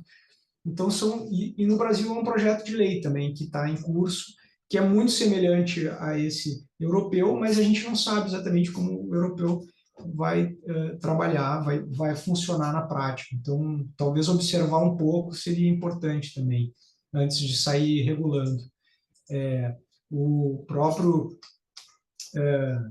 Elon Musk chegou a dizer que assinou junto um manifesto, né, no passado, dizendo que era para parar as máquinas, um manifesto de 1.000 executivos e pesquisadores alertando para os riscos da inteligência artificial. Mas, no caso do Elon Musk, eu acho que era um pouco retórico, porque depois disso ele continua, né, à frente de uma série de negócios empresariais que exploram e que se beneficiam das nossas informações sem nos consultar. Há pouca transparência nesses processos que envolvem tecnologias como a inteligência artificial. Mas essa é uma preocupação, e a gente tem que ter, e a inteligência, a propriedade intelectual passa também, está dentro desse guarda-chuva de temas preocupantes, como a gente pode ver aqui. Então, assim, eu acho que, eu não sei se eu falei demais, tem muitos assuntos, tem várias lâminas que eu pulei para poder cumprir também com o nosso tempo, mas eu fico à disposição de vocês, tanto para esclarecimentos, como para continuar esse debate em outras instâncias, por outros canais, e até numa outra oportunidade também fico à disposição para voltar aqui, se for o caso. Maravilha, Gabriel. Muito, muito obrigado. Que aula incrível e sensacional. Obrigado mesmo por estar aqui com a gente hoje. Eu fiquei pensando muita coisa enquanto você falava. Eu acho que a coisa mais sobressalente que vem, né, tanto na caracterização da responsabilidade das IAs, ou até do ponto de vista da titularidade, né, se elas podem ser titulares. Eu lembro que há 2 anos atrás, quando a gente estava iniciando os primórdios das discussões sobre PI e inteligência artificial, lembro de ter lido vários artigos, e não só na internet, mas acho que eu li um livro de Oxford, inclusive, que falava sobre a possibilidade de criação de uma pessoa, de uma personalidade jurídica para a inteligência artificial. E eu lembro que eu estava num período da graduação mais iniciante, e, enfim, eu acho que tantos paralelos com pessoa jurídica, a gente fala sobre personalidade jurídica, né? A Constituição da Bolívia, por exemplo, do Equador, tem para o meio ambiente, as questões de Pachamama, enfim. E por que não, se a gente já tem, se personalidade jurídica não é uma ficção, antes de tudo, por que não criar uma ficção e criar uma pessoa eletrônica, uma personalidade eletrônica, e aí enfim, eu lembro que eram vários debates nesse sentido, assim, super caminhando, e hoje a gente já desembocando, não para um debate mais consolidado, mas maduro, com certeza, né? Com países e, enfim, União Europeia agora já com a sua legislação. Gabriel, eu tenho duas perguntas aqui para você. O primeiro comentário é do Rafael Pereira. Ele fala que sobre os limites de influência e homenagem com a cópia e o direito do autor, eu fico pensando em como várias obras do Quentin Tarantino beiram esses limites, seja na discussão artística ou na jurídica. E a Ana Abreu, ela pergunta: as empresas podem ser responsabilizadas pelo comportamento da IA, que, mesmo desenvolvida por elas, aprende de outras bases de dados disponíveis a todo o público na internet? Essa pergunta é interessante. Como é que é? Desculpa, pode repetir. Eu fiquei pensando na primeira aqui. A Ana perguntou o seguinte: se as empresas elas podem ser responsabilizadas pelo comportamento da inteligência artificial, que mesmo sendo desenvolvida por elas, elas bebem e aprendem de outras bases de dados disponíveis na internet de forma pública por aí. Sim. Não, essa é a questão que está em jogo. Hoje, justamente nos Estados Unidos, são pioneiras as ações que pretendem responsabilizar as empresas que desenvolvem sistemas de inteligência artificial quando utilizam esses materiais produzidos por terceiros. Mais recentemente aqui, vocês vão ver, tem um caso nos Estados Unidos do New York Times contra a OpenAI. O New York Times alega que a OpenAI utiliza os textos jornalísticos para o treinamento do ChatGPT e que não remunera, não vem remunerando o jornal. E isso pode criar um conflito, não só em relação à questão da violação dos direitos autorais, como também pode gerar um problema econômico futuro, porque num certo momento eles podem estar produzindo matérias jornalísticas concorrendo com o próprio texto dos jornais. Então, o que deve acontecer nesse caso aqui, até por ser o New York Times, uma grande empresa de comunicação, é chegarem a um acordo. O mesmo está se desenhando no caso da indústria fonográfica. A tendência é essas empresas se resolverem esses grandes processos em um novo modelo de negócio e passarem a remunerar pelo material que é consultado e que é utilizado no treinamento desses sistemas. Então, não tem nenhum caso de responsabilização, né? Há nuances, há casos como esses, que são muito específicos dos textos jornalísticos, das obras plásticas, de artes plásticas, mas a gente não sabe exatamente qual será o desfecho disso, né, em relação ao que fica mais invisível também, aquilo que a gente não sabe que é consultado. Os nossos dados pessoais, será que a gente está sendo consultado no Instagram? Provavelmente sim, né? Ou nas redes sociais, na internet, quando a gente navega. Então, são questões que há necessidade de regulação para obrigar essas empresas a informar e pedir o nosso consentimento, né? E ter o nosso consentimento de alguma forma. Então, esse é a grande preocupação hoje, digamos assim, do setor regulatório, do setor público, né? De discutir isso. E no âmbito do direito também, né? Nós estamos debatendo isso hoje aqui. No caso da primeira pergunta, realmente, esse é um ponto complexo. Em que medida a inspiração e a influência se tornam violação de direitos? Essa é uma discussão que tem que avaliar cada caso. No caso do Quentin Tarantino, ele usa várias referências, né?